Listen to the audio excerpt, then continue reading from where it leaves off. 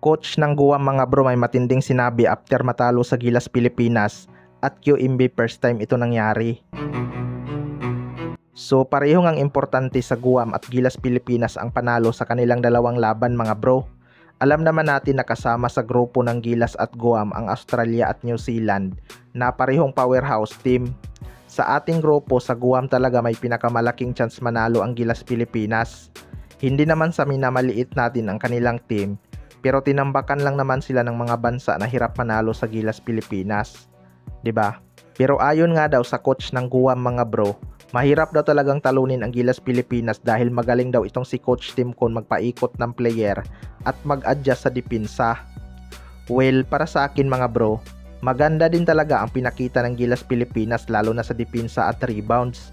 Yan naman talaga ang number 1 na utos ni Coach Tim Con sa kanyang mga player dumipinsa ng maganda dahil ika nga niya walang malas pagdating sa depensa. Hindi naman yan maitatanggi, naging successful naman ang Gilas Pilipinas dahil sa kanyang pamumuno. Maraming ang milestone at history ang nakuha ng Gilas Pilipinas simula noong sinimulan niya ang kanyang Gilas program. Naging effective talaga yung may permanent na player sa team dahil hindi nga basta-basta ang kanyang sistema. Magkakaroon pa nga ng rematch ang Guam at Gilas Pilipinas mga bro, at dito naman yan sa Pilipinas gaganapin. Sana manalo ang Gilas.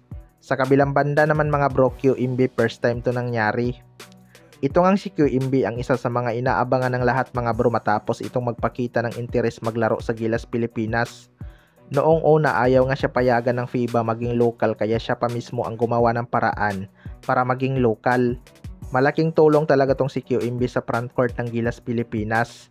Inaasahan din na siya ang papalit sa pwesto ni Jonmar Fajardo dahil may edad na nga itong si Jonmar at hirap nang makipagsabayan sa mga batang big man pagdating sa international game. Hindi man gaya ni Abay pagdating sa opensa itong si QMB, pero ibang klaseng depensa naman ang kaya nitong ibigay sa team.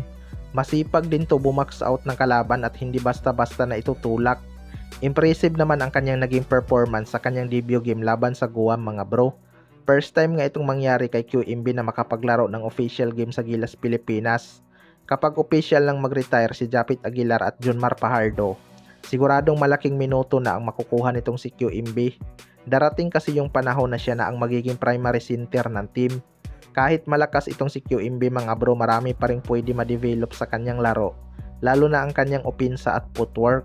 Kapag nangyari yan mga bro, pwede niya ngang makasabay sa loob ng court ang isa kina Kai Soto at AJ Edo, or pwede din silang tatlo magsabay.